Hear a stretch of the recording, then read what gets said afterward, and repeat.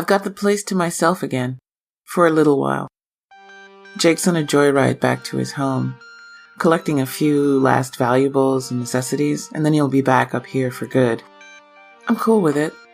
So far we've been getting along pretty well, even in the recent crisis situation with my old buddies showing up. He trusts me. That's what's important. And I like him. That's important too. We haven't had any super weird moments yet. No lengthy silences. And I'm sure once we get to know each other better, I'll just start feeling normal around him. Hopefully we'll have some stuff in common. Hopefully he's not a secret neo-Nazi or KKK member. That would be beyond fucked up. I'd have to end him. Maybe he likes to read like I do. Hopefully he'll bring back a book or two. There's nothing to read in this place except for lots and lots and lots of numbers. I bet when he gets back he'll have a bunch of questions to ask me once he's got some distance from me and Ostium. Oh, and I'm not bothering with the date and the 0600 hours bullshit anymore. In Ostium, time really doesn't matter. Plus, Jake had mentioned something about the last time he went home, the time was off, or he was missing time or some shit. It wasn't really clear. But I guess if something is happening out there versus in here, he'll have to say something about it when he gets back. Speaking of which, I've got a plan for what I'm going to do with my free time here while he's gone. First off, Jake is never going to hear this voice recording. I'll get it up online somewhere, like he has all of his recordings. I'll do all of that for my recordings. It just makes sense. Backup. Covering our asses in a way. What for? Who the fuck really knows? I just feel calmer doing it. But he's never going to hear this recording, because my plan is dangerous. Whoever's listening to this, if you've heard all this stuff before, you've probably noticed that neither of us brought anything back from Mars. Yeah, we both just plain forgot. I should have known better. Anyway, I don't think we can keep going on unless we keep turning the numbers on the map table gold. Maybe the next door will open for us, but that'll be it. It's just how Ostium works. So I need to go back through door 4. And I'm going to do it without Jake. I'm going to do it right now. Okay, I'm outside door number 4. I have no idea what to expect. Will it even fucking open for me? Only one way to find out. I turn the handle and push. The door moves. A little. But it's like there's something stuck on the other side. Yeah, I do remember the blackness and the moans and the fucking creepy skull from the last time I was here, don't worry. But the door is moving. So I push hard. I give a little, push harder still. It moves in more each time I try. Then it just lets go and swings wide open. I almost fall through it, but stop myself. The darkness is there, but it's different. Thicker, like it's sorta alive. It's moving. Tendrils, fingers reaching out, a whiteness, and that motherfucking skull face shows itself again, moaning like a banshee. I don't need to be told I'm not welcome. I grab the handle and wrench it back closed. Now it's like there's a weight holding it open. Some force pulling on the other side. Fucking let go, banshee! I yank as hard as I can, feeling my feet beginning to slip in the dirt. Then the door moves and slams shut. Just fell on my ass. Well, that didn't go so well.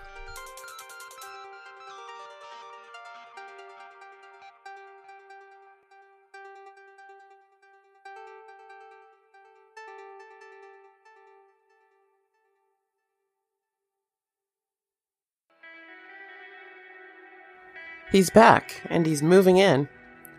The amount of stuff he's dragging in is kind of freaky. He even asked me to give him a hand carrying his stuff. He's real excited. I can hear it in his voice, like one of those guys on House Hunters, and he just got the perfect place. But I gotta admit, I kinda like it here. Nah, scratch that. I really like it here. I never ever saw my life ending up at a place like this. A place that could take you anywhere. I'm also happy to have Jake back. Surprisingly happy. Guess I don't mind having the guy around. He starts setting his shit up. He attaches the little pump to his brand spanking new inflatable mattress. The machine sound is kind of weird in here, in Ostium, like it doesn't belong. While he's moving in, arranging his suitcases and duffel bags, I guess he forgot to bring a dresser, adding his toiletries to the bathroom, he starts asking questions.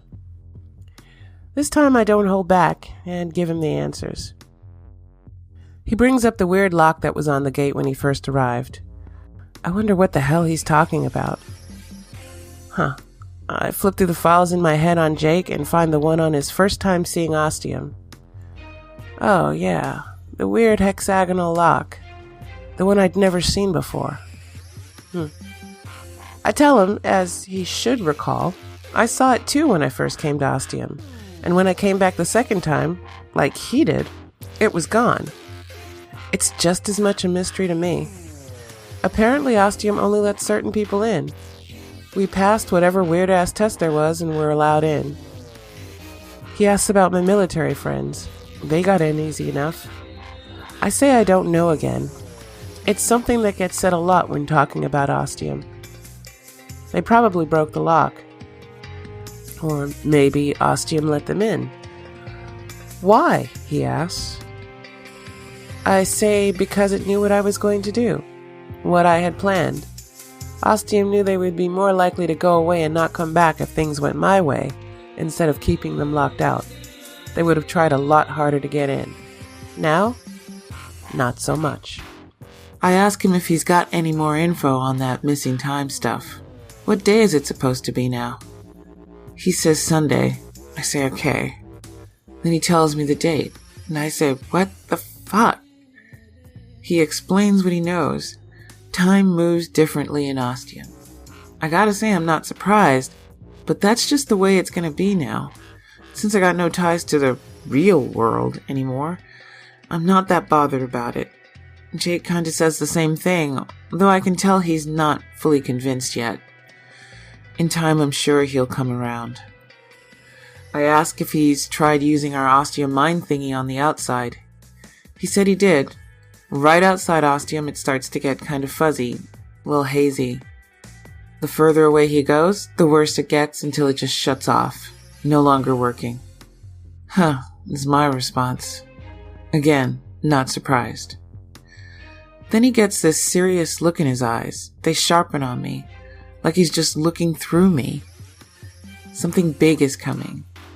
He says he thinks I haven't told him everything I know about Ostium, that there's more. Then he just kinda stares. He's angry. Kinda angry.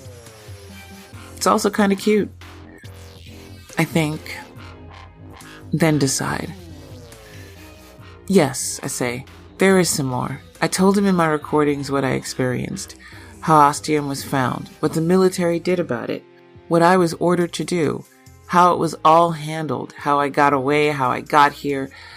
I've never really told him what I think about Ostium. This is something I'm still working on. Answers are hard to come by when it comes to this place, so you have to come up with ideas, theories. I've done research on my own time, when I was with them, and on my own now. I look back at him with that same hard look. I tell him I don't think Ostium's one of a kind. What? He practically yells at me. I repeat and rephrase. I say I don't think there's just one Ostium. Ostium is unique, but it's also a type of place. There are other places like it, over time, over history, throughout the world. Some have been documented, others talked and thought about, and some stay shrouded in mystery. Okay, he says. Like what? Give me some examples. Atlantis, I say. I'm not saying anything else about it. The one word covers it all, really. He gives me a nod. He understands. He wants more. Avalon, a mysterious place out of King Arthur. Stonehenge, the Bermuda Triangle, the Devil's Sea or Dragon's Triangle, the Bermuda Triangle equivalent near Japan. Each of these places has history, multiple instances of people disappearing, accidents happening, problem spots, places you kind of want to stay away from. His eyes are so wide now. I also found obscure references to towns like Ostium. I know nothing about them, just their name, and how they're impossible to find. People who found them may have disappeared. It's all just conjecture, hearsay, but it's there. Nightvale is one. Tanis is another. Limetown is the last one. It appears these three are likely located within the United States, but there's nothing to prove that. Jake has nothing to say. His look is softened. He also looks kind of shocked. Well, I had to tell him at some point. Better sooner than later, I guess. I continue. What this tells me is that there are more places like Ostium, not the same, just like. These other towns could have doors to other places, or they could be something completely different. I just don't know. No one appears to. There may be more around the world. So what does this mean? I ask him. He closes his mouth finally, but he's got nothing to offer. I didn't really expect him to say anything. This is the part I'm still working on, I say. Cogitating, I say, smirking at him. That's one of your words, right? What I know for sure is this place is important. Really important. And at the moment, we're the only two people Ostium seems happy with. So we gotta take advantage of it. Use whatever leverage we can get. We do that by going through doors. Lots of doors. Learning more. Experiencing more. Trying to figure it out. We bring back pieces of those times and fill in the map. We try to find out what Ostium is trying to tell us. What Ostium wants. Goddamn, that's brilliant, he says. I smile. Thanks, I say. So you know what's next, I ask. What? He says. We go through door number 5? Nope, I say. Not that door. He stares at me, frowning. Then it clears. The eyes are as big as billiard balls again. We need to go through door 4 because we didn't bring anything back. Damn fucking right, I said. So how do we do that? He says. We already went through and came back. Isn't the door locked now? I look at him, thinking, weighing my options. He needs to know, even though I really didn't want to tell him. I tried earlier, I say. Stop looking at me so freaked. I yell at him. Deal with it. I tried earlier, while you were gone. I tried the door, it opened, but there was blackness and that skull face on the other side. Shit, he says, drawing the word out like taffy. I got the door closed before anything could come out. So what are we going to do? He asks. He still doesn't get it. It's going to have to slap him in the face before he does. I say, you and I go back there. You open the door and we see what happens. We go from there.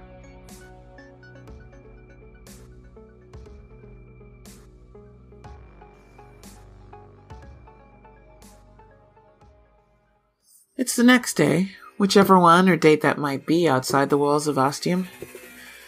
Inside the walls, no one gives a shit. So, what exactly did you do? He asks. We're standing in front of the door to the outhouse. I just turned the handle and slowly opened it like normal, I say. And you think it'll be different with me, he says? I bring up something specific I said when I first went through this door and was waiting for him.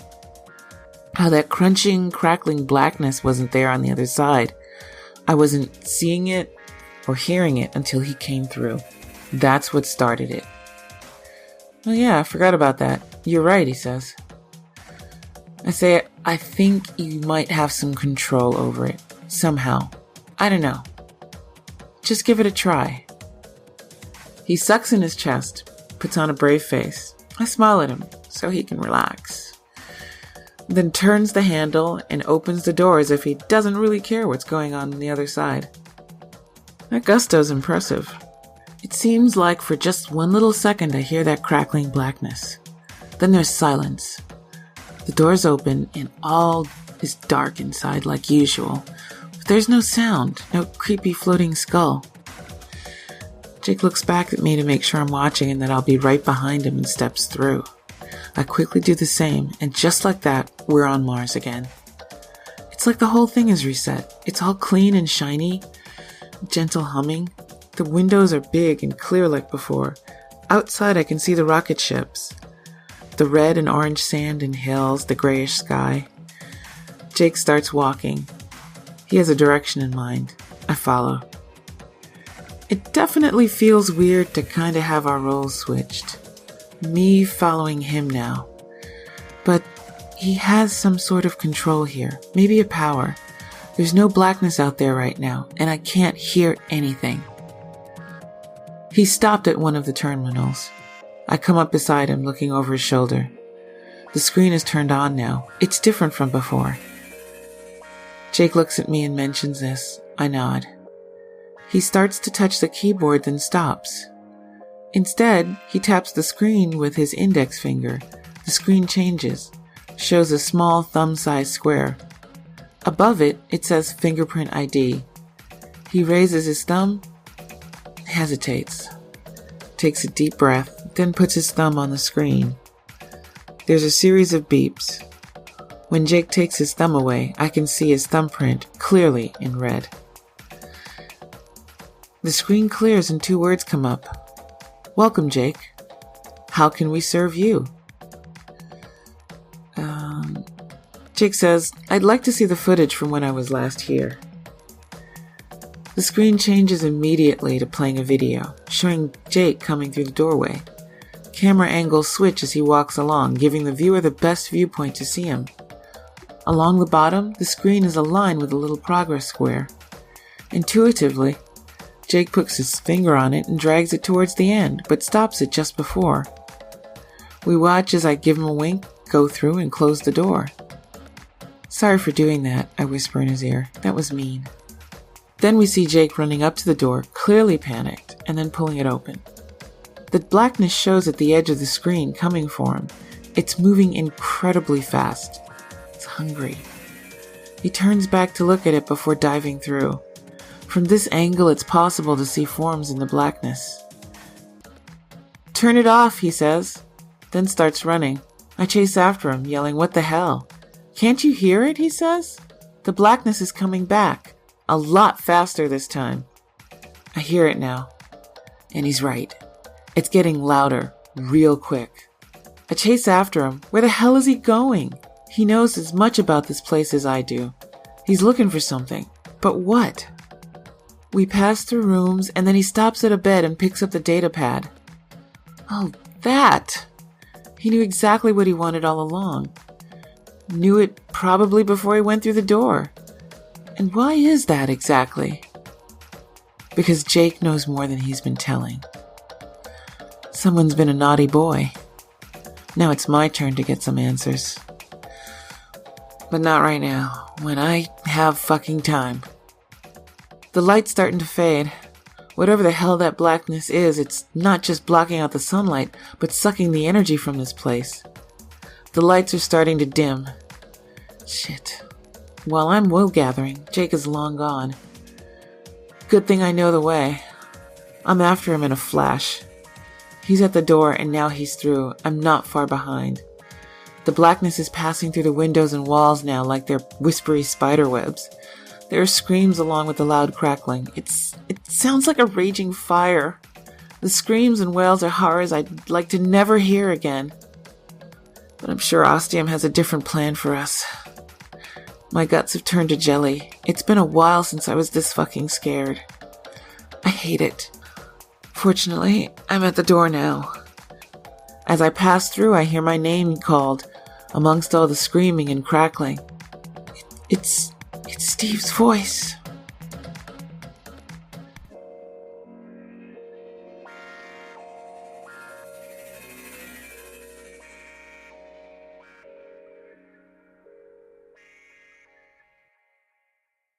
Back in Ostium.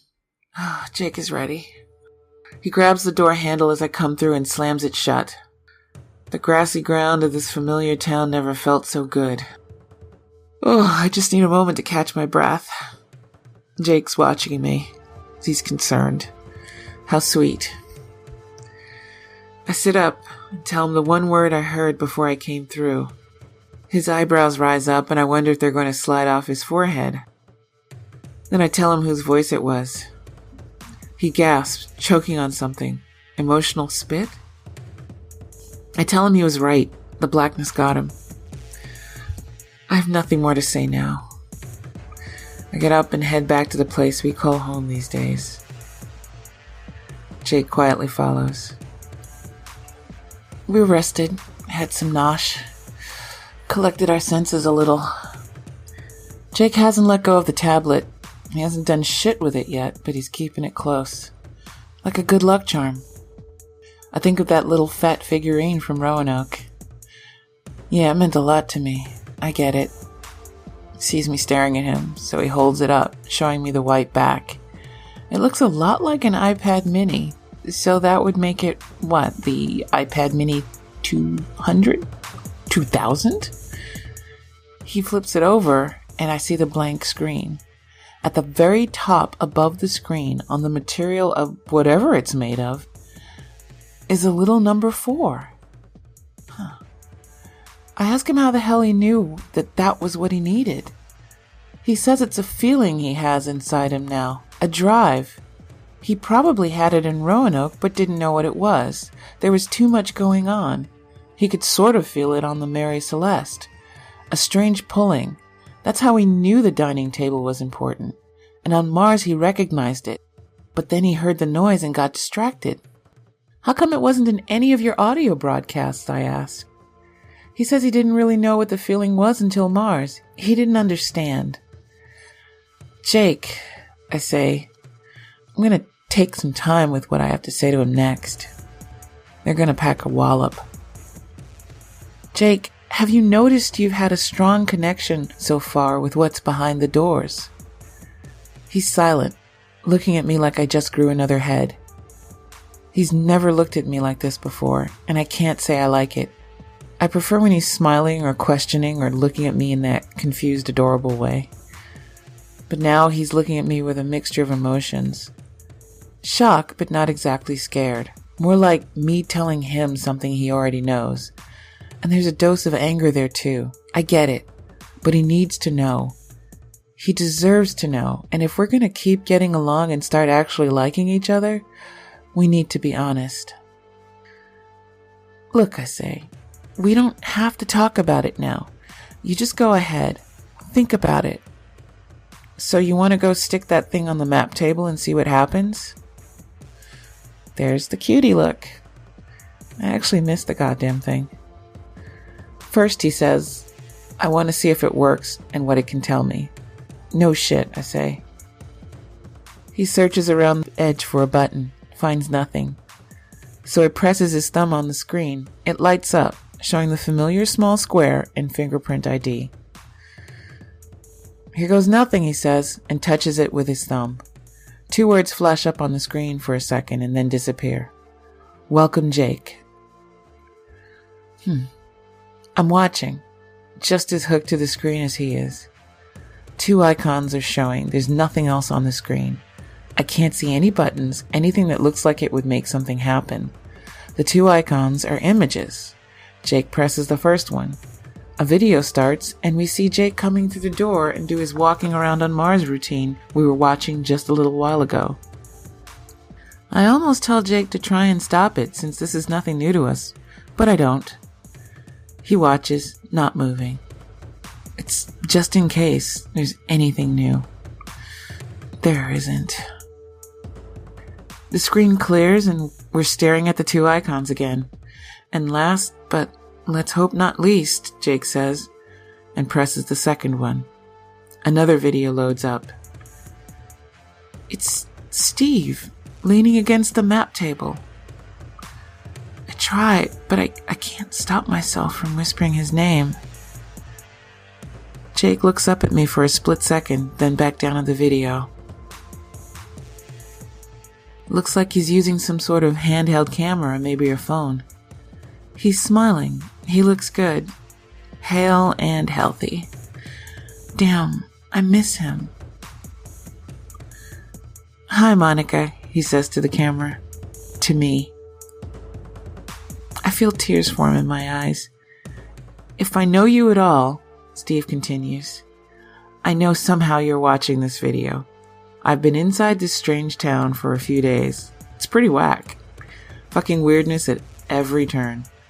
I found a place to camp out. It was like walking into a new house. Clean floors, empty cabinets, a bed ready for sheets. There was hot and cold running water. The damn toilet even flushed. Whoever installed the plumbing here did a kick-ass job. There's a number 1 on the door here.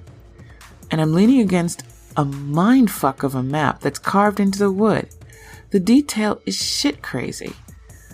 I got my big-ass order of supplies this morning. I didn't expect anyone in command to approve it, so I'm gobsmacked. I don't know how long I'm spending here, but I got supplies for a long time. In a little while, I'm going to go check out the door with the number 2 on it. See if it opens for me. After that, I'll come back and do a report for HQ. And if that door opens, it'll be cool to talk about what's on the other side. Well, I think that's it for now. You know, Monica, since I've been here, off base and away from you, I've kind of missed you. A lot. I didn't think I would really, but shit. I don't know. When I get back, maybe we can talk about it. Okay? See you soon, babe. The screen goes black and then clears to show the 2 icons again. It's all blurry. No, that's just me crying. I turn away trying to keep it together. I wipe my eyes, but somehow touching my face with my hands triggers something. I start sobbing and cover my face. My shoulders shake and I do the whole song and dance routine, sobbing all over. I've been keeping a lot together, a lot inside. This video just cracked it open. I need some release. I feel something touching my shoulder. It's kind of heavy, really warm. It's Jake, his hand. I need this too. I turn and lean into him. His arms coming around me and holding me tight are the best things I've felt in a while. I can smell him, his scent and deodorant. So clean and welcoming. I'm sure there's something edible, reminding me of my dad, but it's really helping. Less than a minute later, I've got myself together. I pull away and his arms immediately let go. I take a few steps back, wipe my face, and start to feel a whole lot better. I look up at Jake with thankfulness and see his eyes are teary too. The waterworks almost start again. I'm just fucking brimming with feels. This guy wasn't just copping one. Not that I'd ever think Jake would be capable of that. But he's a guy after all. No, the damn son of a bitch gives a damn. Okay, we got this together now. Jake offers to make me some tea. And I mention something about him being a lifesaver. When he comes back with 2 steaming mugs, I'm already standing by the map table. In my hand is the data pad. I trade Jake the tablet for my tea, and I take a sip of the scalding liquid, and it helps a lot. I ask Jake if he's ready to put the data pad on the floor. He watches me for a while. Just before it starts to get awkward, he says, "You know you won't be able to watch the video again." I take a breath. I know this. It's what I've been thinking about while waiting for Jake to come back. Yes, I say, if he's gone, permanently gone, I need a way to put him to rest. This is a way. He nods, not offering any empty words. There's nothing that can be said here. I wonder if he wonders if I'm still thinking that Steve isn't gone. Because I'm not sure. We know nothing about the blackness, other than Jake has some sort of control over it, and I heard Steve's voice in it. Jake picks up the data pad and puts it on the floor. A few seconds pass, and the light I've seen a couple of times envelopes the tablet, and then it's gone. Underneath is a golden 4. That's when I feel the exhaustion, like a cartoon character who just got hit on the head by a grand piano. I tell Jake I'm heading to bed. I'm beyond beat. He just nods again. I'm thankful for that. I walk away, go into the room, and close the door. I don't know what time it is, but sunset can't be too far away. I curl up in my sleeping bag, feeling the tears coming again, starting to leak from my closed eyelids. I wonder if I'm going to be able to sleep. But then I drift off into slumberland.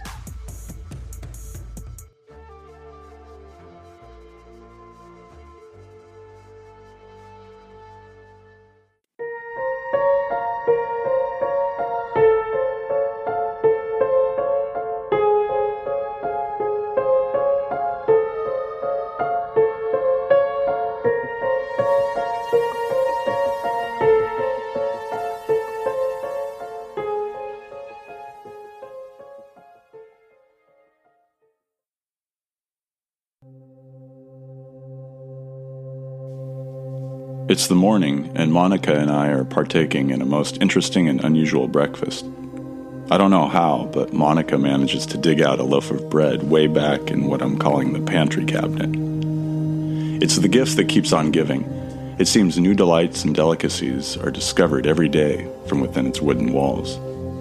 I'm starting to wonder if it might be magically enchanted in some way. Yet another special place in Ostium that seems to bend the rules of physics and reality. Or perhaps Steve did a really great job of stocking up. The bread is the whitest of the white, a blanched cardboard essentially, but it fills a hole, sort of. I'm impressed it hasn't gone moldy yet. That cabinet has to be moisture-free and practically airtight. Using a little propane, we also cook up a can of corned beef hash. For some tasty fruit, we enjoy a can of pineapple and one of peaches. I feel closer to Monica now. My sole intention yesterday in taking her into my arms when she was distraught and tearful was purely consolation. But after everything that happened, when she was pushed over the edge, I was also brought close to it. I felt for the man named Steve, who I've never met. It was wrenching. So it felt good to be some help to Monica. After breakfast, I clear things away and then prepare for our next trip to door number 5. Monica gets ready in her own way, getting together a few things, and I realize with a thrill of excitement that it's our first time going into action together. Indulge me to be a geek for a little bit, but here we are in a secret town that no one else really knows about that leads you to different places in time. And here we are, suiting up, so to speak, and getting ready to pass through another one of these special doors. Okay, done geeking out. For now. Monica has the door open, and I'm out in the fresh morning air before she can say ostium, and after about 5 steps, I stop dead in my tracks with an elongated, My Cape Crusader walks by and says, "Follow me." I dutifully follow behind. Someone forgot to check the location of door number 5, and that's why there's 2 of us. And that's why there's no I in team. And that's why I'm really happy to have Monica here with me. Because she's a lot smarter than me.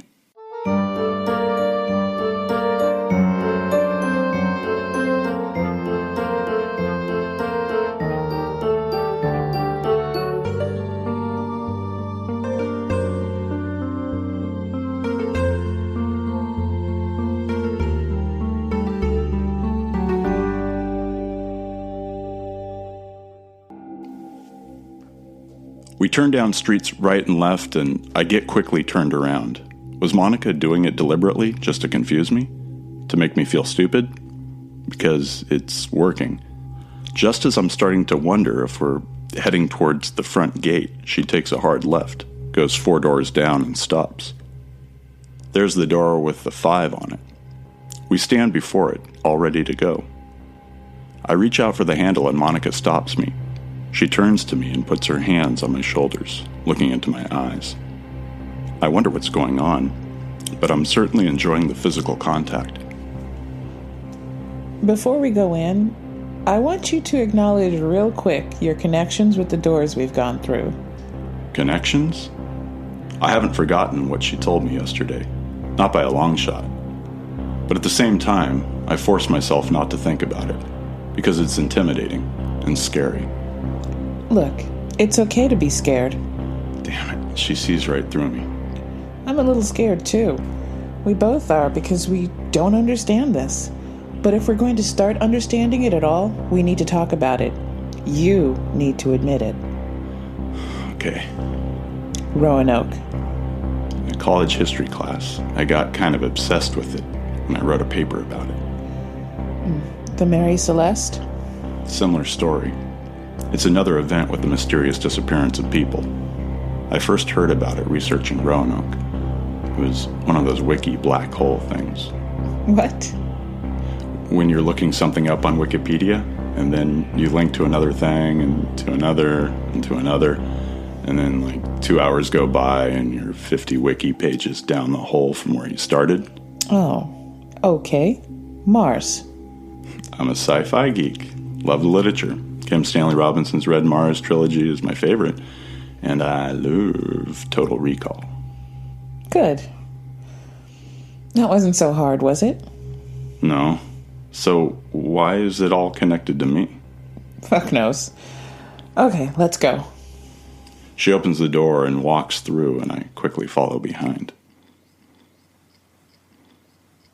Stepping through the doorway and across the blackness that could be a quick step across time or a mighty leap across a chasm where one could easily be lost forever, I look out at another clear and beautiful day.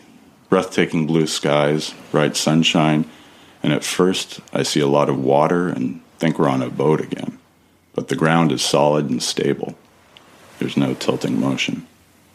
We're at the beach, sort of. It's actually a small harbor, and we're on a promenade looking over a body of water. Wow. It's beautiful here. I wonder where and when it is. Yeah, I say, making a slow panoramic pan of the landscape. Halfway through, I see a structure, a building. It's distinct, a big round shape that angles up to a point. It looks like the top half of a cupcake. The rest of the building is cylindrical and sculptured. General shape is the bottom half of a cupcake, but beautifully ornate, with a viewing terrace wrapping around it like a layer of frosting. I know where we are. What? We're on Catalina. What?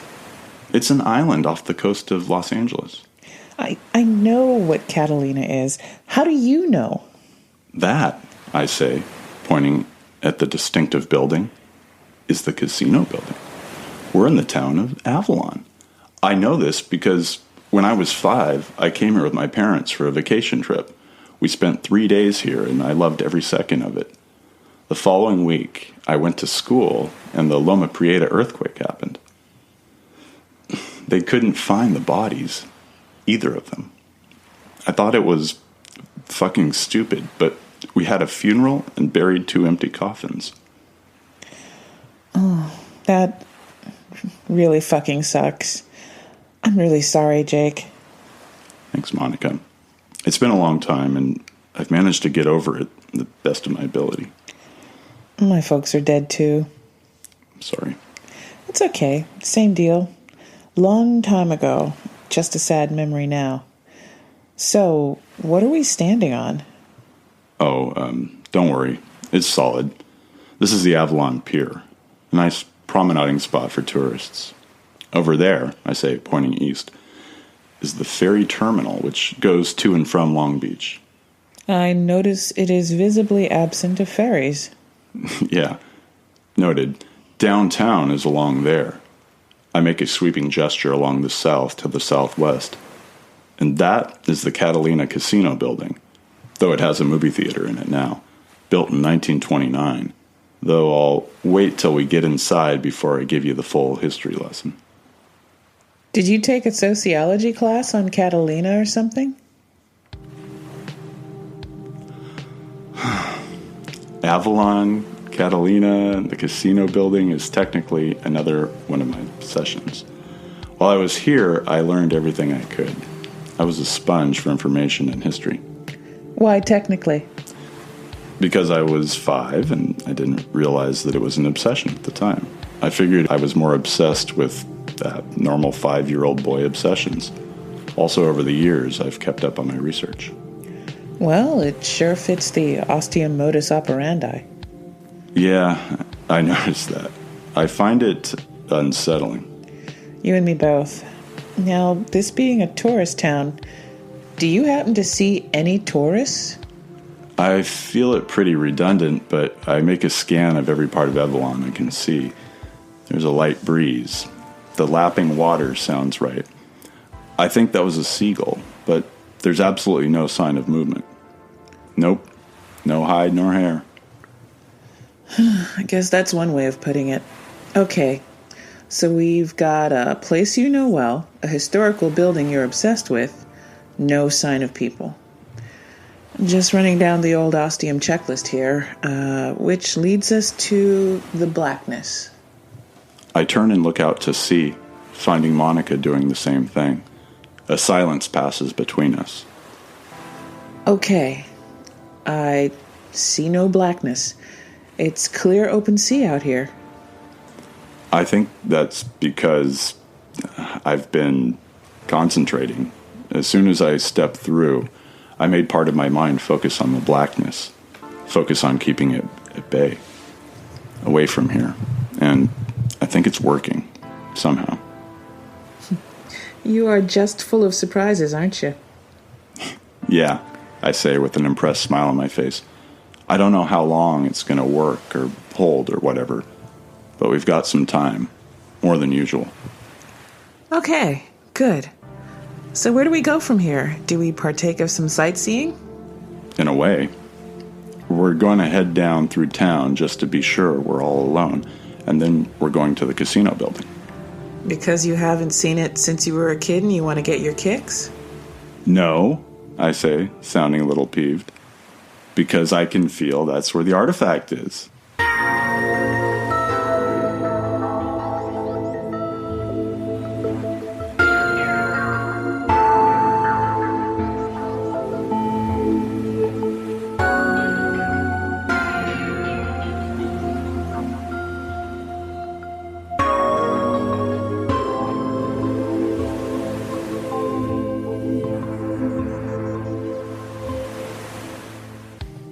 We make the quarter-mile walk along the promenade, following the curve of the bay. On the right is an inviting beach and cool blue waters. On the left, storefronts, restaurants, and streets. It's downright eerie with not a single person around. That's when my brain starts cogitating, analyzing the situation. What's different here? We've established my connection to this place. It was glaringly obvious, really. And there are no people. No one in sight anywhere. Still following the pattern. The blackness hasn't started yet, but I can feel it. Like the buildup of an oncoming storm.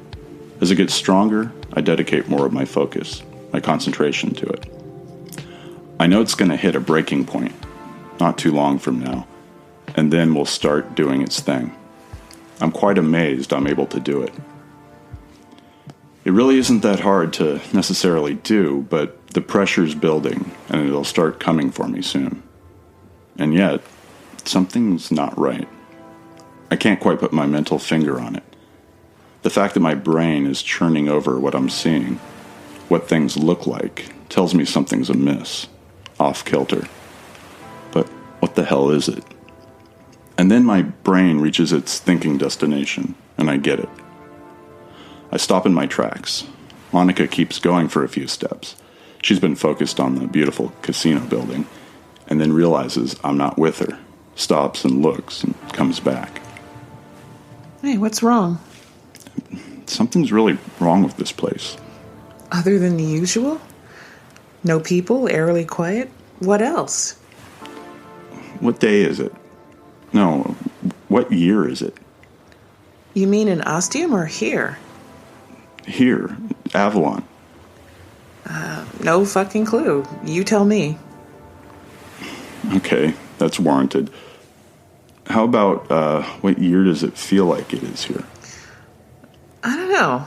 When was the casino building built? It opened its doors on May 29th, 1929. So, nope, it's definitely not 1929. Right. The buildings, the few cars we can see. By the way, FYI, cars are very limited on the island. Golf carts are way more common. Like there and there, I say, pointing. So, what year is it here? She stares at me, then she crosses the road, no traffic to worry about, and stops in front of a store window. I soon join her. It's a clothing boutique called Seashore Angels.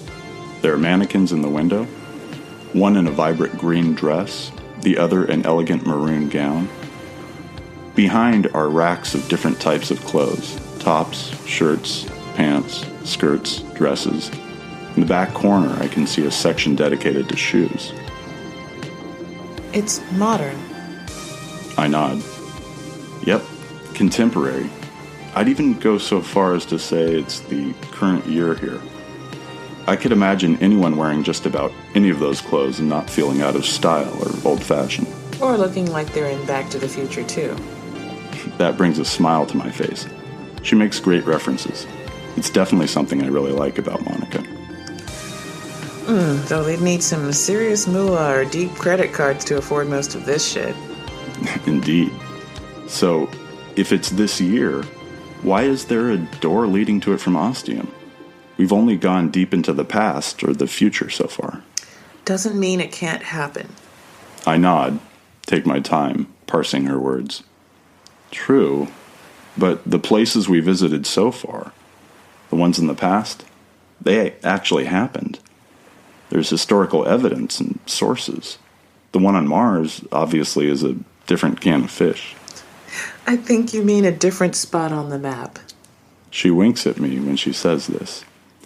I don't miss that it was on Mars. She'd given me that same saucy wink before she went through the door back to Ostium. Is she flirting with me?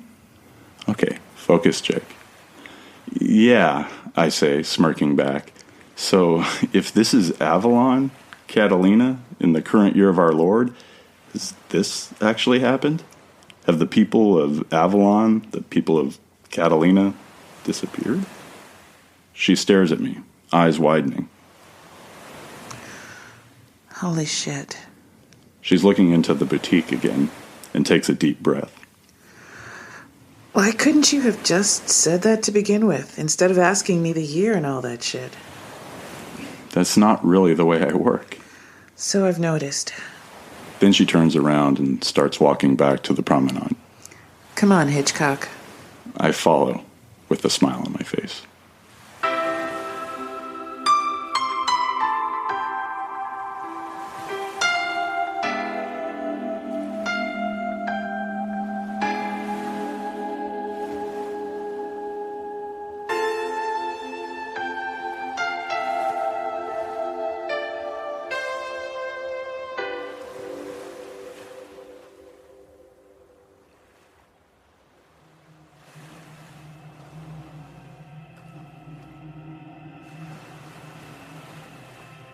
"15 minutes later, we reach the foot of the casino building. I'm sweating heavily. It's relatively hot here, but not too toasty, so I shouldn't be perspiring this much. That's because my defenses against the blackness were dropped a couple minutes ago. For the last 10 minutes, we've been walking in silence as I focus all my energy and willpower on keeping whatever the hell that onyx doom actually is at bay. And then I can't hold it back anymore. It feels like an overflowing vessel of water, and I just let it go, and it all comes tumbling out like a burst dam. Monica stops just as I did. I can tell she feels it and looks out to sea. I see the distant line of blackness now. It's growing, just like it usually does. We walk faster after that. For a millisecond, I wonder what we're going to do if all the doors are locked. But it pulls open easily enough. As we step inside, I turn on my tour guide voice, even though I've never had an aspiration to be one. The Catalina, Casino opened its doors for the first time on May 29th, 1929. Designed by Sumner A. Spalding and Walter Weber, it was built under the direction of William Wrigley Jr., with a price tag amounting to $2 million. It was one of the first completely circular buildings of its kind. The styles are a combined Art Deco and Mediterranean revival. The building is 12 stories high. On the lower level is a museum. On the main floor, where we are now, is a movie theater that still has a working organ, back from when music was a big part of going to the movies, or the pictures. I came here with my parents. Can't remember what movie, but I do remember the organist totally rocking the Phantom of the Opera theme. On the upper floor is a promenade and 20,000 square foot ballroom that can accommodate 1,500 dancers and is the largest ballroom in the world without supporting pillars. You remember all that bullshit from when you were a kid? Sort of. You are such a nerd. I'll take that as a compliment. No worries, nerd bro. I'm one too. We're now in the concessions area of the movie theater. There's a stale smell of popcorn and greasy butter in the air. I believe it's an odor that will never leave this place, much like its mystique in history. You still tracking that artifact? Yep, I say, leading the way into the main theater. It's a grand sweeping auditorium with a surprising number of seats. The floor is angled downward, giving each row full view of the stage and the screen. On the walls are breathtaking frescoes bursting with color, detail, and life. The ceiling is painted white. There's an ornate, curving arch around the stage with golden decoration. At the apex is a golden woman with red hair standing on a shell. The movie screen is currently retracted, and behind it is another beautiful piece of art. A man surfing on blue waves with a golden background. I can tell Monica is taken aback by this place. It has that effect on you. Then I feel that magnetic pull start to focus. We're getting close now. I lead the way down the main aisle, passing the rows of red velvet seating. Well, probably not velvet, but definitely red. Blood red. Fresh blood. Given the circumstances, I feel a twitching down my back. The red seems too bright for the lighting. Also, there's lighting? The lights are on. Yeah, I noticed that as soon as we walked in. Like they had it all going and then everyone just up and left. That's creepy. We reach the front row, the wide stage before us. The man surfing the wave without a surfboard, looking like a mighty Hawaiian god. I make myself look to the right, even though I've been feeling the ethereal tug from the left side. But I just caught a glimpse of something before I looked in the opposite direction, and I'm telling myself it isn't in any conceivable way what I think it is. I take a breath, staring at the empty row, then look to the left. Shit, it's exactly that. In the 10th seat of the front row is a body. A dead body.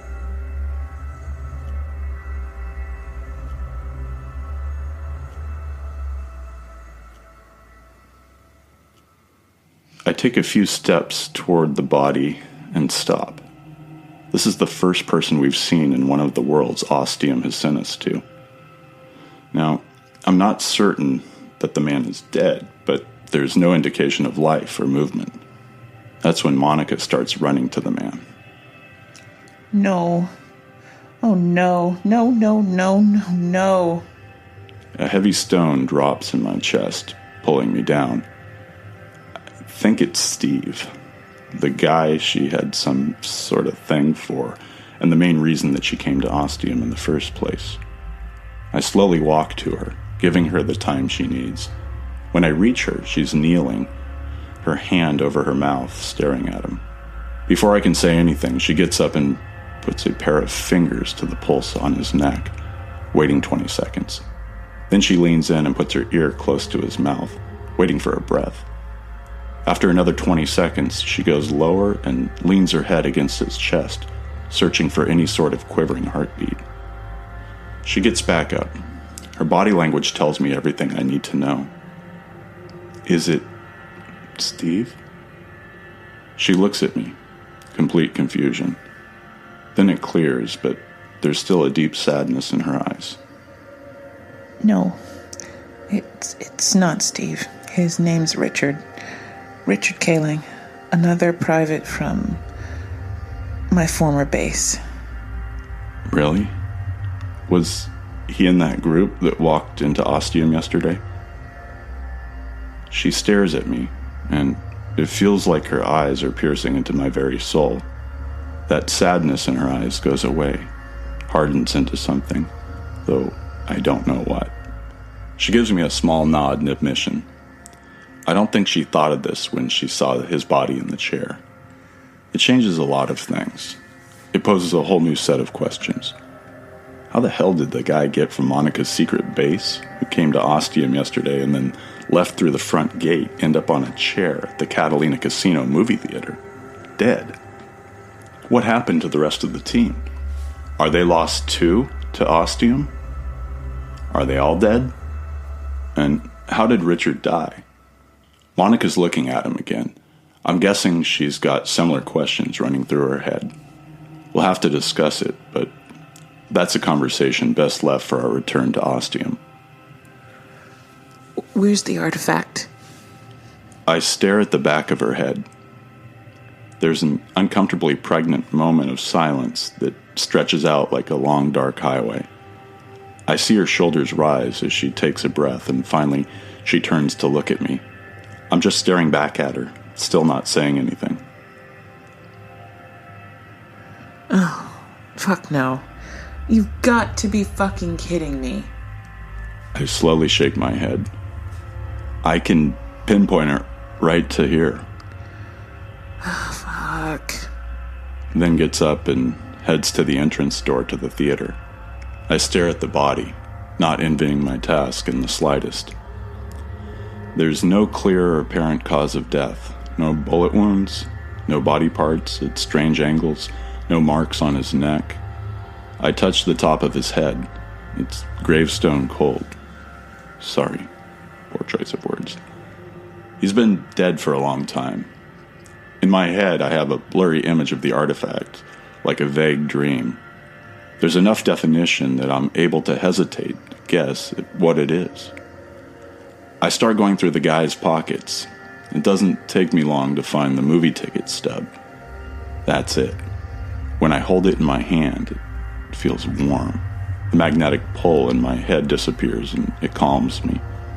The movie listed on the stub is Armageddon, a crappy action flick with Bruce Willis from the late 90s. But it can't be that old. Then I see the date on the stub. It's today's. I got what I needed, so I quickly walk back to the front of the theater and find Monica waiting there for me. What should we do about Richard? Monica looks over to where the body is and just shakes her head. Leave him there. We don't have time to do the honorable or correct thing. Then we're out the door and into the lobby. The loud crackling is instantly noticeable. Outside the windows, the afternoon is coming to a close and twilight is fast approaching. We make it out of the door we came through. It looks like the end of the world, and it's all being swallowed up by a giant black hole. As stuff is consumed by the blackness, it doesn't make a sound, just goes into the maw and is gone. Though the now deafening crackling sure makes up for it. The reality is painfully obvious. We don't have enough time to make it back to the pier and the door we came through to take us back to Ostium. We're out of time. We're out of leeway. We're royally up shit creek, and the paddle drifted downstream a long time ago. Fuck! I'm thinking. I'm listening to my thoughts, my feelings, getting in touch with myself. Follow me! And then I start running away from the casino building, headed for the group of moored boats in front of us. I clatter down this tiny quay that starts wobbling as soon as I land on it. It's on pontoons and none too stable.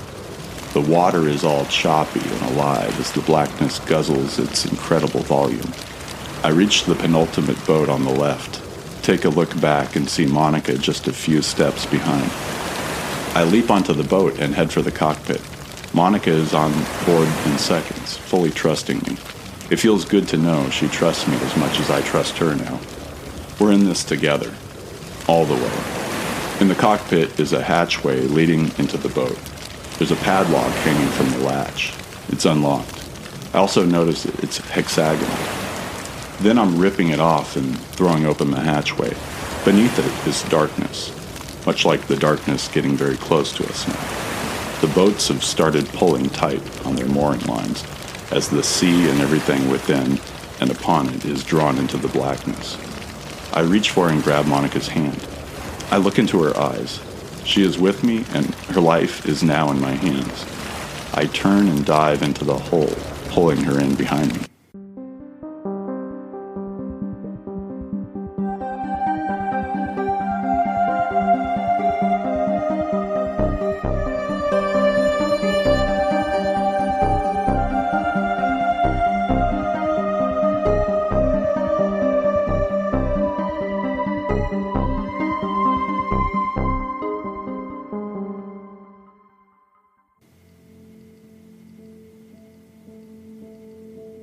We crash land onto the street in Ostium.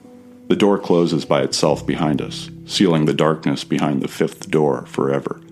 We gingerly get up, check to make sure we're each okay, then make our way back to the clock tower. Back inside, I'm standing by the map table. I'm looking at Monica, and she comes up beside me.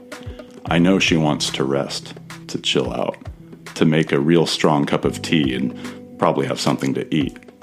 But I want to get this out of the way first.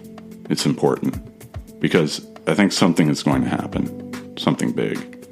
I scrutinize the map for 30 seconds and feel Monica become impatient with me. I look up at her. There's no number 6. She stares at me, not getting it at first. Then her eyes widen. She makes a more thorough search, only needing to skip past the few golden numbers. The rest she checks over individually. You're fucking right. What the hell? I shrug. Ready? The nod is all I need. I pull the ticket stub from my pocket and place it on the number 5. The light instantly appears, enshrouds the stub and sucks it in like a hungry carnivorous plant. Then there's a pristine-looking gold 5 sitting there. Seconds click by. I start to think maybe that's it, and we can have a snack and some tea after all. Then a low rumbling begins and builds. It seems to be coming from beneath the map table, welling upwards like a volcanic eruption. Then we watch as the table itself starts vibrating, swaying a little from side to side. I hadn't checked before, but I was pretty sure the table was solidly bolted to the floor. It makes me think of the movie Jumanji. The crescendo builds, coming up, and then reaches the table. Before our very eyes, we watch the 5 golden numbers light up with a more brilliant golden color. Then a white line. A jagged crack forms between the numbers, linking the 5 together across a significant portion of the map. The white crack widens, emitting more light, forcing us to squint at it. First a ½ inch, then a full inch, then 2 inches, and finally stops at 3. The light weakens, dims, and disappears. The golden numbers return to their normal, unbrilliant selves. The chasm that has opened up on the map table is clear and abrupt, almost vicious looking, an angry wooden scar. At the bisecting point of that crack is a small number. I lean in. It's a 6. No, an 8. Wait, I think it's an infinity symbol. Monica doesn't care what's on the door. And how the hell are we supposed to get to it? Dig our fucking way into the ground? That makes me snort with laughter as I contemplate this next mystery. That's when I both hear and feel another rumbling, similar but at the same time different to the one on the map table. This one's much stronger and bigger. Monica looks at me, the smile diminishing from her face like someone who's forgotten how to smile. That's when the ground starts to shake. I reach out to Monica, wanting to pull her close.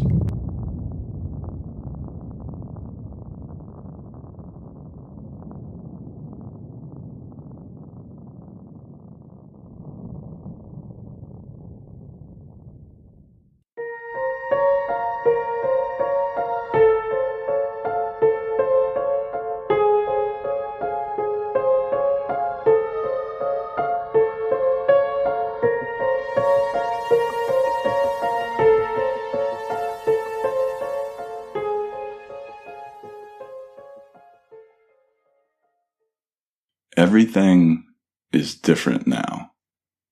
Everything has changed. The first time I opened one of those doors of ostium to another world, I guess it was the second door technically, I talked about how I stood on a metaphorical precipice, brimming with uncertainty for what was on the other side. Well, now I can safely say I have crossed that precipice and made it to the other side. Safely? I don't think I would say that. For the better or the worse? I guess that's still to be decided. I've learned a lot. I've discovered much. I've met someone I now care greatly for. Deeply for. Jesus. I think I might be falling in love with her, in a way. But I've also lost a lot. One might say everything. But I'm recording this from the other side of everything, the other side of that precipice. So I'm alive. I have my health, I think, and I have someone. I'm changed now. I'm different. Now.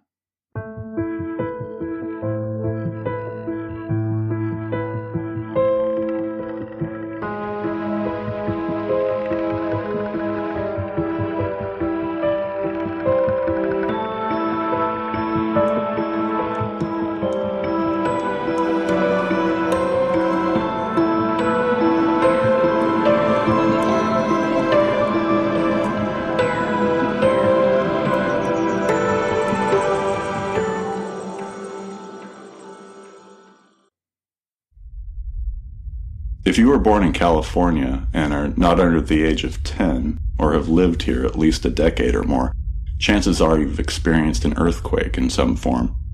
When people hear the word earthquake, their mind automatically jumps to the kind that causes extreme devastation, buildings toppling like ninepins, your house breaking in half, everything hanging on the walls and sitting on shelves coming down and pelting you to death.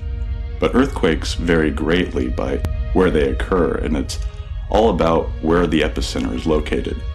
If it's pretty far away, people in town may feel the rumbling and some things may fall over. If that epicenter is under a city, then watch the fuck out. I went through that. It was the worst moment of my life. Actually, that's not true. It was the scariest moment of my life. I was at school. They told us to get under our desks. The worst moment was later, when I found out about my parents. But while my family and I were down in LA, this was a few days before we went to Catalina, we also spent a day at Disneyland, because when you're down there, in the area, you've got to go. That night, we had a light earthquake, a Timbler, I think they call it. We were staying at a hotel in Long Beach. It was actually kind of nice, relaxing in a way. My mom gently woke me up to let me know what was going on and that everything was okay. We were on the second floor and the building was just softly moving from side to side, just a few inches. I think I might have fallen asleep before it was even over. The earthquake happening in Ostium right now is kind of in between the two I've personally experienced. The rumbling comes and stays, then there's shaking. I jog over to a wall, trying to stay stable on my feet, and Monica soon joins me.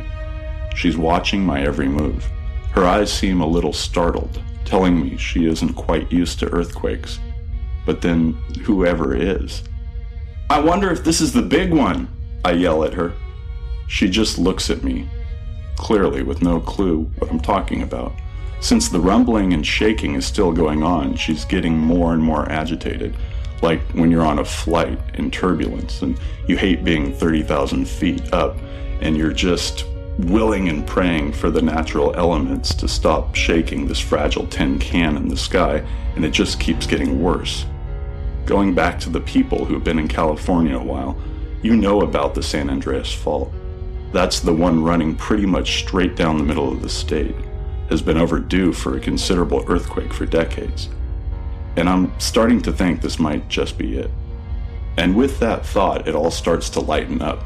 The shaking lessens until it's all but gone, and the rumbling steadily subsides until there's nothing but silence after. You could call it deafening, but I think that's kind of a stupid saying. However, my ears are ringing. Monica starts to move, and I tell her to give it 5 minutes, in case of any aftershocks.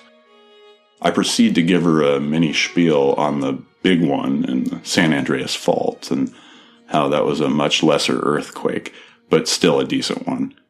She seems a little shocked by my reference to it being decent, but I just act nonchalant and go with it. The good news is we're unscathed. The former residents of Ostium weren't big on any sort of wall-hanging decorations, so there's nothing that could have fallen and hit us. But I know the big question is, how does it look outside? Follow me, I tell Monica, aware she's still getting herself together. The door creaks a little, but otherwise opens fine. I step outside, and my first impression is everything pretty much looks the same. The roads aren't paved, just a light gravel covering them, and they look fine. All the buildings appear straight and standing that I can see. I make a slow turn, looking for anything out of place. As I face north, I see a slowly settling, considerable cloud of dirt and dust. My brain starts thinking, and then all the blood, fluid, and calm drains from my face, and I start to get dizzy. Shit. I start saying over and over as I spin around, then off to the side to avoid running smack into Monica. I'm back in the clock tower, looking at the map table, at where that new and menacing-looking crack is. If my calculations are correct. I bring up that mental infrared map of Ostium, and I see a red line running across Ostium, matching what I saw on the map table. I'm back out the door again, and Monica is looking at me like I've totally lost my fucking mind. I might well have. We'll just have to see. Just follow me, I yell at her and start running towards that cloud that is getting clearer and more transparent. It doesn't take me too long to get there. Monica's a few seconds behind. I think on the way over, she might have cottoned on to what was going through my head. The dust cloud is all but gone by this point. I've stopped not because I'm at the edge of the cloud, but because if I were to take another step, I would plunge to my death. Before us is a big crack running through Ostium, just like on the map table. That thing really is literal. I look to the east, and in the hazy distance can see the wall running south, marking the edge of Ostium. The crack goes straight up to it and just seems to stop. There's no apparent crack or damage to the wall that I can see from here. I look west and discover the same thing. The yawning crack is about 10 feet across. We could probably jump it, but it would be risky. You'd need a good running start. I look down, the dust cloud now gone, and see it goes down far, 20 feet at least. You could jump it if you felt like breaking a leg or two wasn't that big of a deal. I realize we're going to have to come up with some way to get down there, because somewhere below is our next door with the sideways 8 on it. Infinity. Whatever that might mean.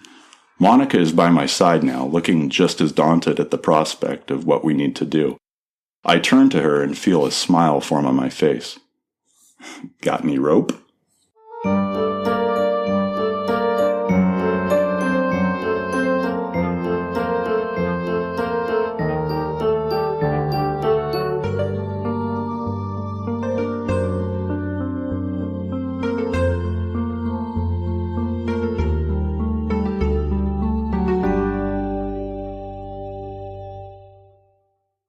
We're back at the clock tower. having some chow and making sure our thinking caps are on straight. Getting down to the bottom of that crack is not going to be easy. We need a decent length of rope or something that can be used to let us get to the bottom without cracking our skulls open. It has occurred to me that there was nothing nearby to which said special rope could be attached to, but that's a big step too. Right now, all our focus is on step 1. Find a long, thin, strong thing. I know I've looked around inside the clock tower already, and Monica tells me she's checked it out too. But we're gonna check again because we can't really do anything without a safe way of getting down there. We do have a brief discussion going over the possibilities and merits of going through some previous ostium doors to see if we can locate some rope. And yes, we did both go back to Mars without any real problems, but it just doesn't seem like ostium would let us do it that way. If you catch my drift. Of course, sometime from now, when we're all out of options, this might change. But for now, my gut's on finding something in here. I don't know why. I just do. Sort of. Life finds a way.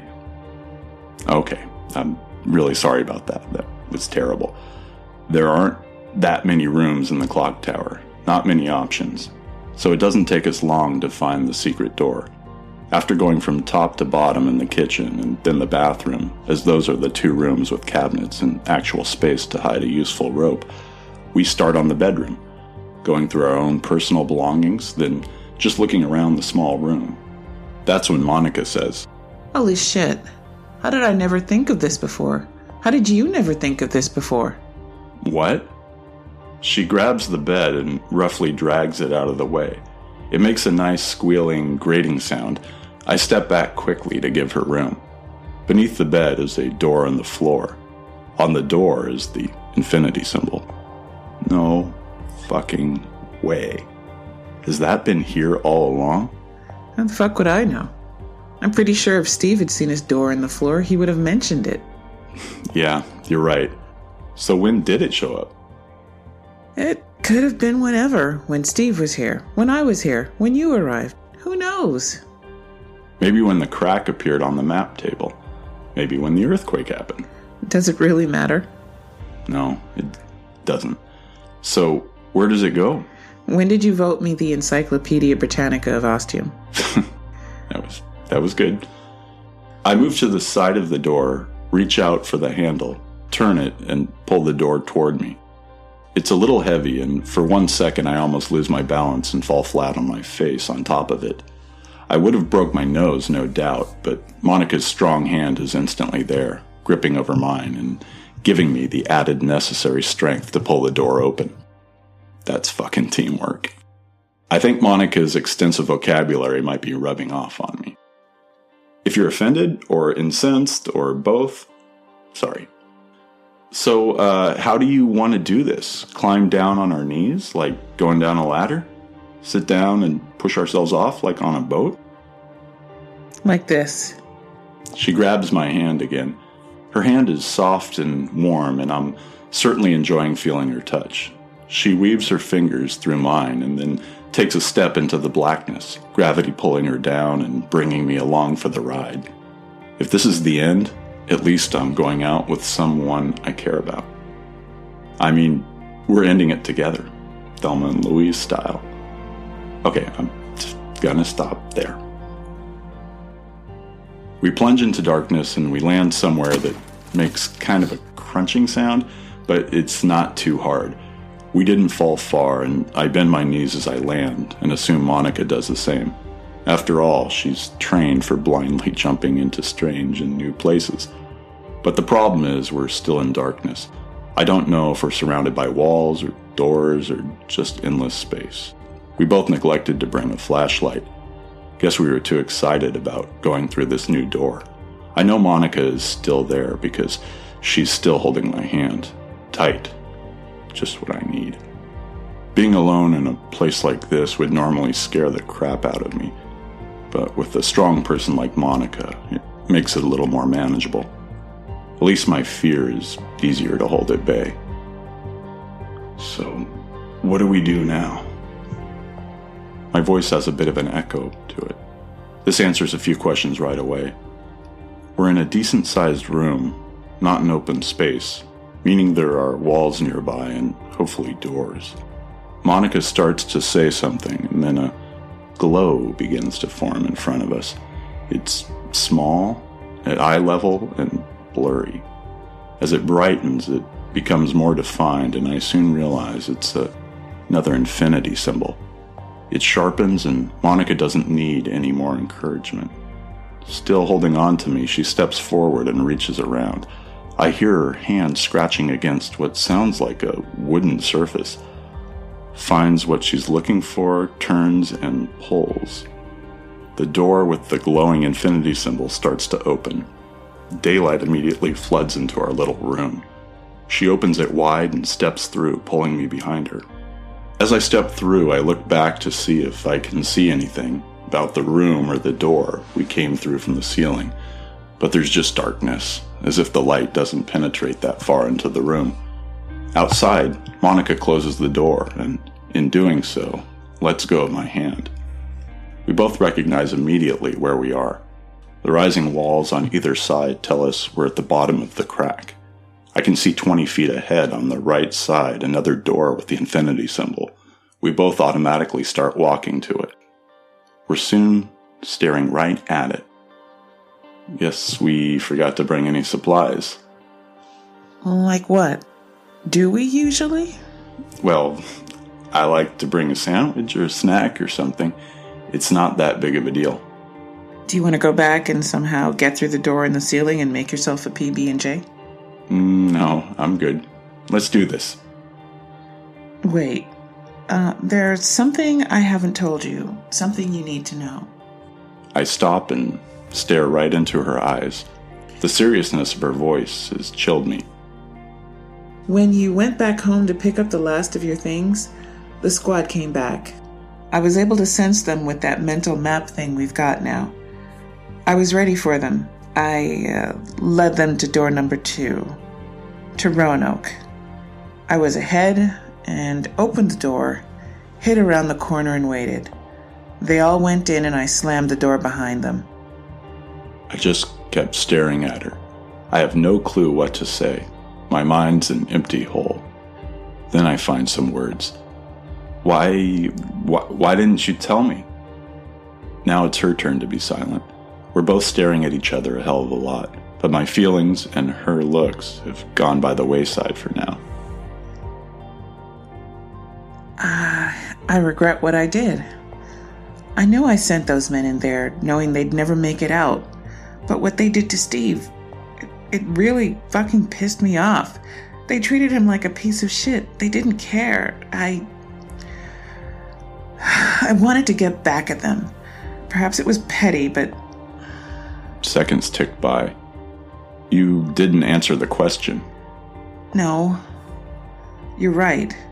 I didn't tell you because I didn't know how you'd take it, and I felt ashamed for what I did. That's why when I saw Richard, I kind of lost my shit for a bit there. They weren't ever going to go away, were they? When they left the first time? No, they were going to keep coming back until they found someone or got some answers. I'm glad you told me. It's going to take some time to process, to comprehend, to understand. For now, let's move on. I get a nod from her. This time I reach for her hand and she takes it without question. I throw open the door in a now very familiar way and lead us into darkness.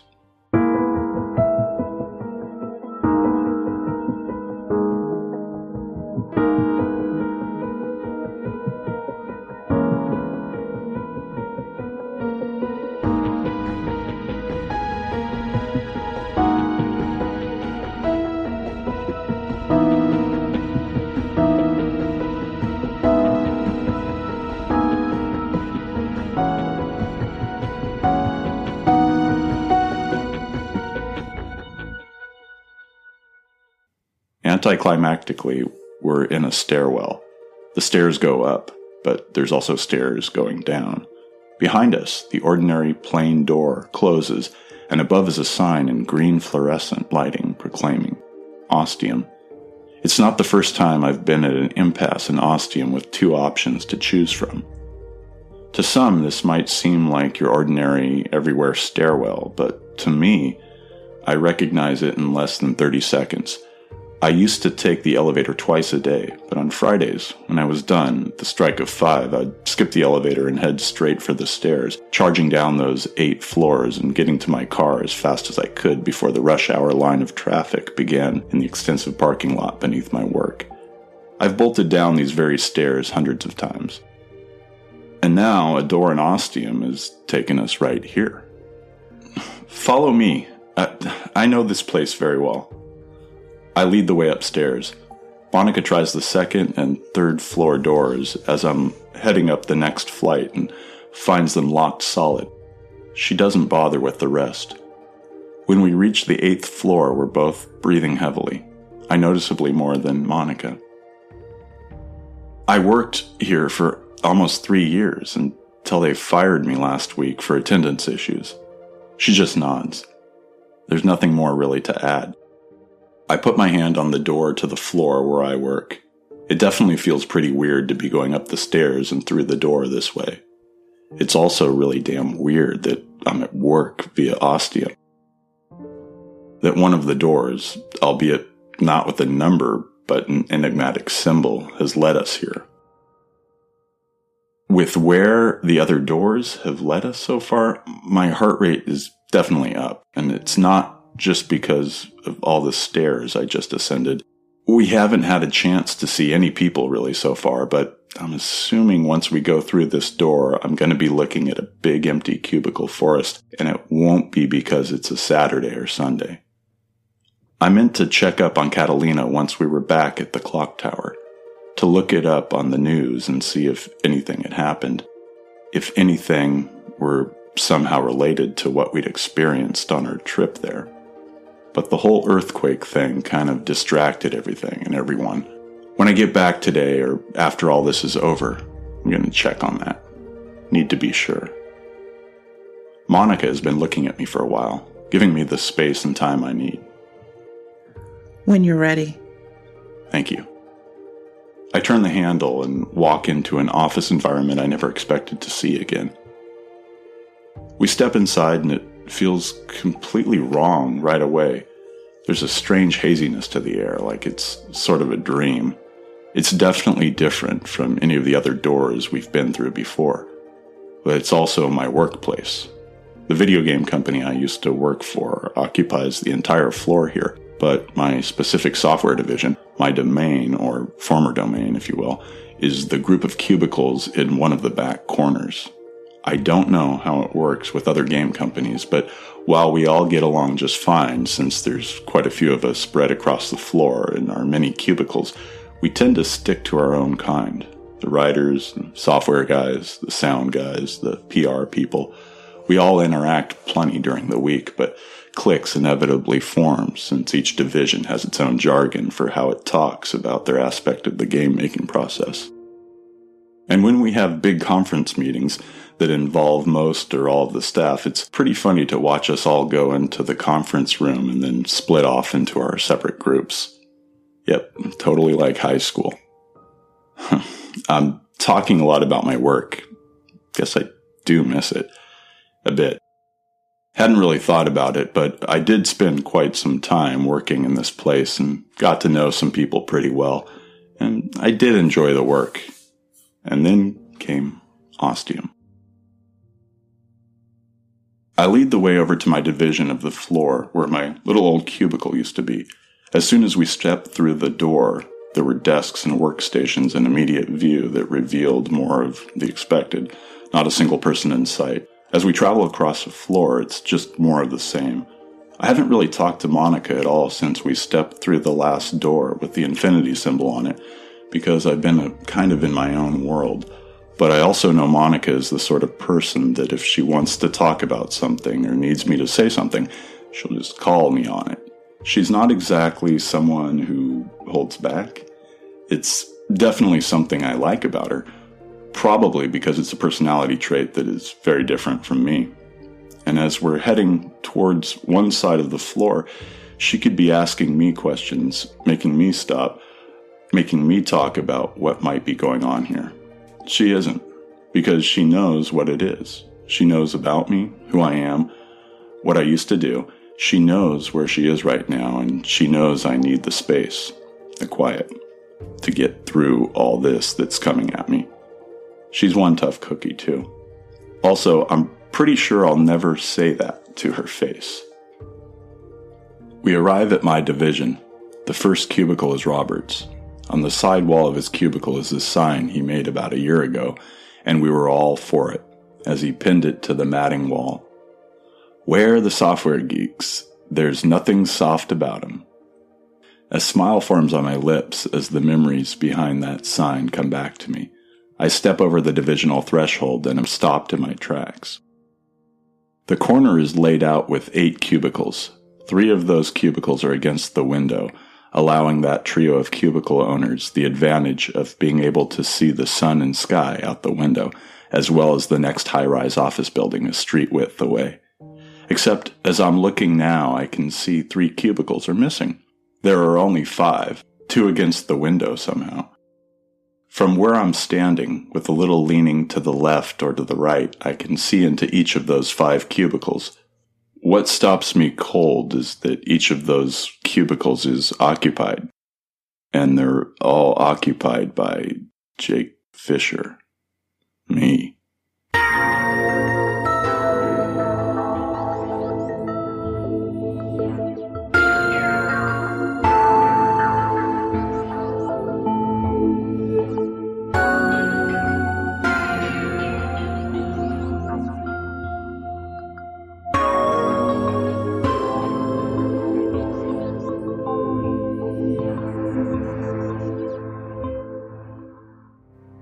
I think this is the point when my mind begins to unravel a little bit. The second I realized I was in my office building, my heartbeat started increasing on a logarithmic level. Then I set foot in my office environment. I started to sweat in many areas around my body. I didn't know what I was going to find here, what Ostium wanted to reveal to me, but I knew it wasn't going to be good, or understandable, or logical, or make my life in any way better. It was going to be the opposite of all those. But I never in a million thoughts and imaginings expect anything like this. They're all me, sitting in their chairs, staring at their screens, their hands palmed down on their thighs. They're dressed in suits, something I've never owned.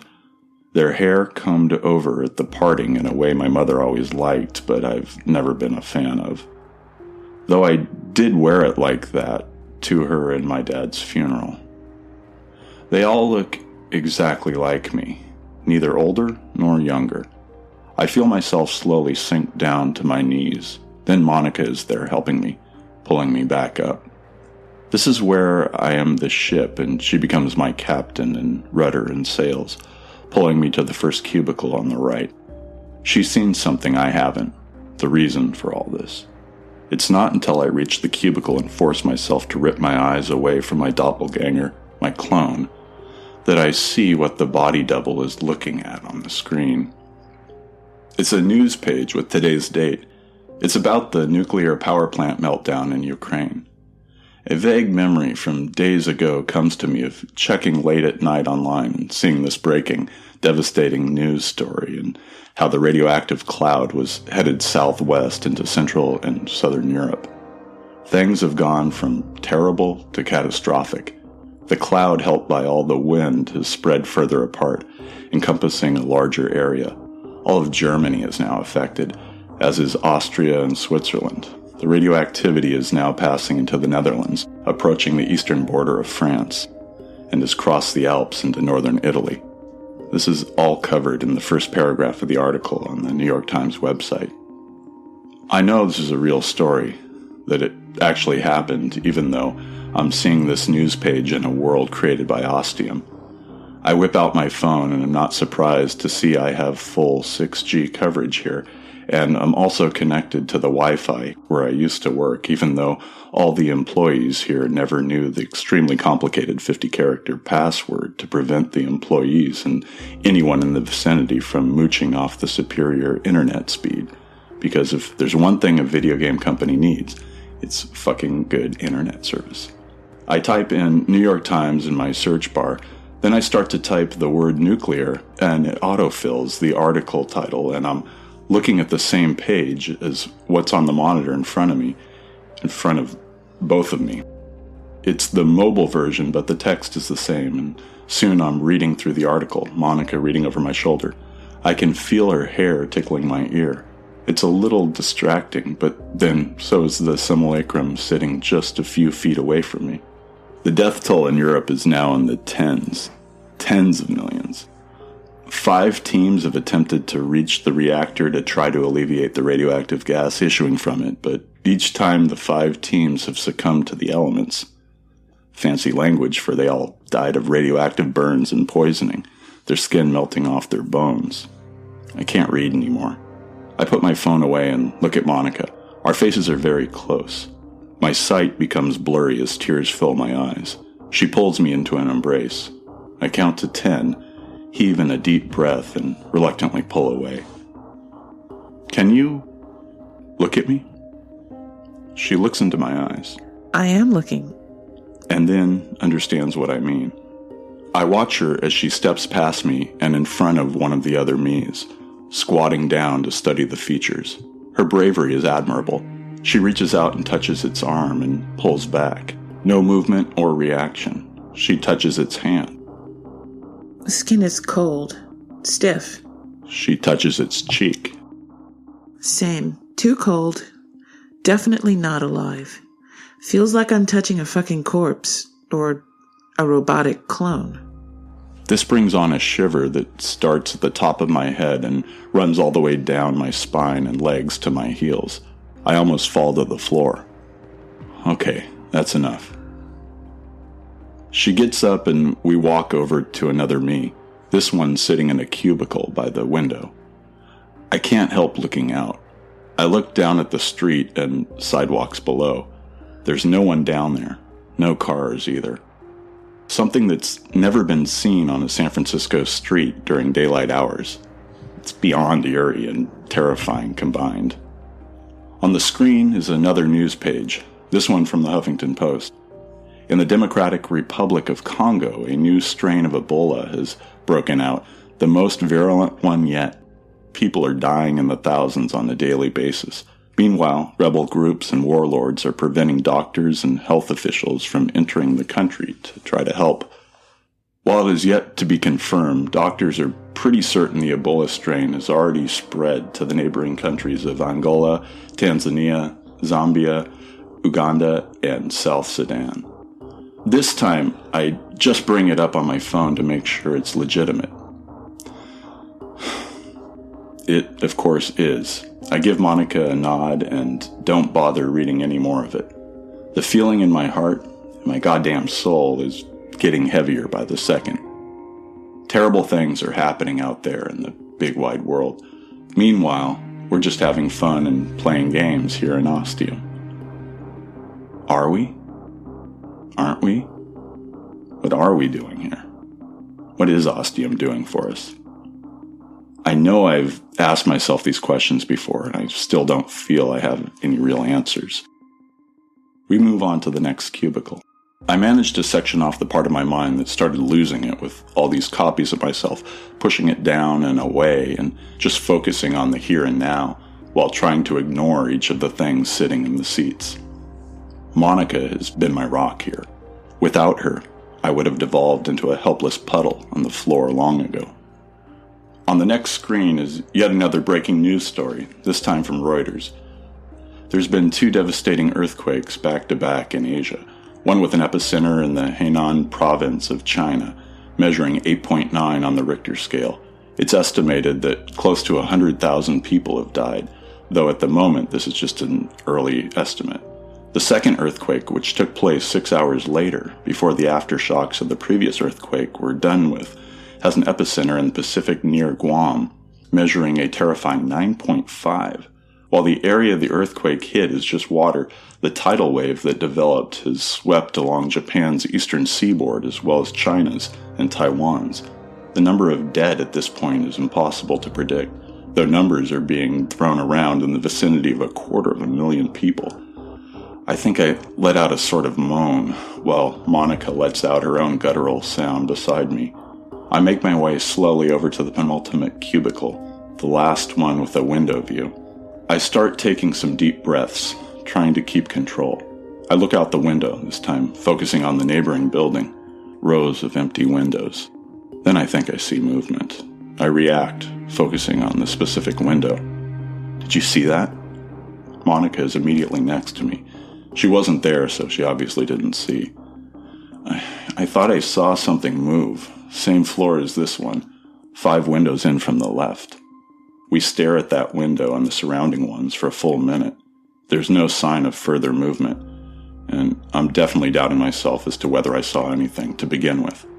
I will freely admit I'm very fragile right now. This headline from The Guardian isn't as bad as the previous 3, but it's still nowhere in the neighborhood of good news.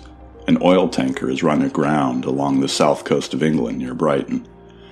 It was carrying a full load, and because of the severity of the damage, almost 90% of its crude oil is now floating on the Atlantic and swiftly being carried into the English Channel and the Bay of Biscay. England's southern coast is already awash in the toxic spill. It's expected to reach the west coast of France in a day, the north coast of Spain in 2. The name of the tanker is the Mary Celeste. I don't know how, but I'm down on the ground again. I've fallen over. I've fainted. I've collapsed. I don't know. My head kind of hurts, but the solid ground is reassuring. Monica is beside me, her legs folded under her. She picks up my head and gently cradles me in her lap. Why the fuck would they name a ship that? She's just shaking her head at me. There are tears in her eyes as well now. One drops on my cheek, still warm. I dig out my phone and hand it to her. Can you just check to be sure? She does, and just hands the phone back to me. Her eyes confirm the validity of it all. One more to go. Your cubicle. As she helps me to my feet, again, I wonder for a second how she knows it's my cubicle. But then I remember she's very clever, and of course I'd leave my workspace last. Whether consciously or subconsciously, it was serendipity. As we walk over, I see all the bits and bobs pinned to the inside wall of my cubicle, my ephemera.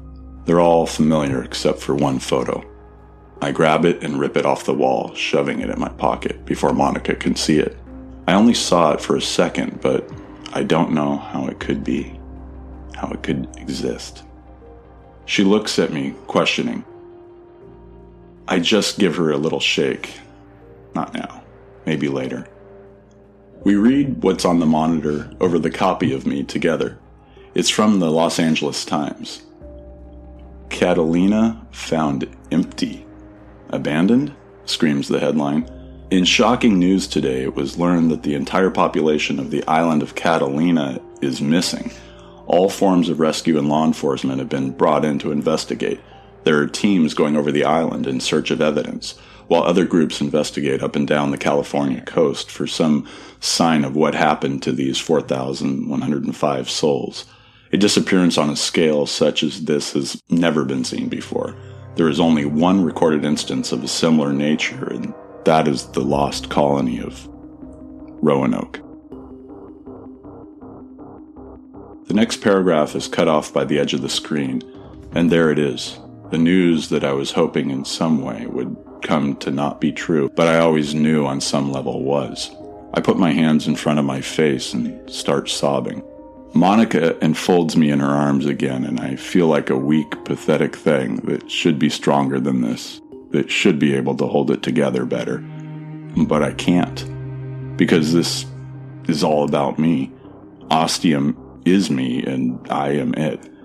I'm tied to it through some invisible umbilical, and it scares the living shit out of me because I have no fucking idea why. Why are you doing this to me? I want to yell at the windows and walls in Ostium, but I don't want to risk losing Monica. I can't. And I also know I'm not going to get a response. Jake, we need to go. It skillfully breaks the spell. I wipe my snot and saliva on my sleeve, take a few dry sobbing breaths, and stand up with her. She's gripping my hand again, holding on tight, and drags me toward the door and away from all this. I take one last look back at my 5 doppelgangers and want to start crying again. I bite my lip hard, drawing blood. I can taste it. It's salty and bitter.